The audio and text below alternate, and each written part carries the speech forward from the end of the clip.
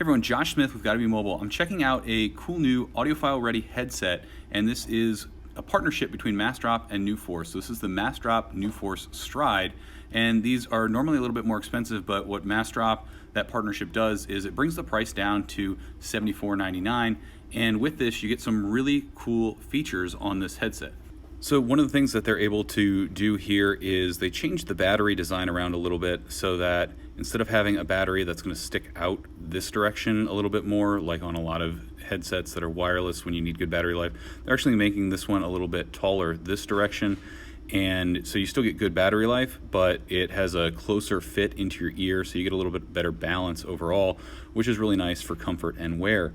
Now they've moved the driver in here back, so it's able to be a little bit bigger. It's an 8mm driver, and we'll zoom in here and we'll see if we can show it to you, but there's a few different openings that allow them to better tune this for audio without the need to go straight to an EQ. So you're gonna get better overall audio out of a nice small speaker like this. One of the other really cool features is that the wire here is Kevlar reinforced, so you're not gonna have to worry about these tearing out. And that's a big deal as you start to use wireless headphones and take them everywhere, to the gym and wearing them all the time.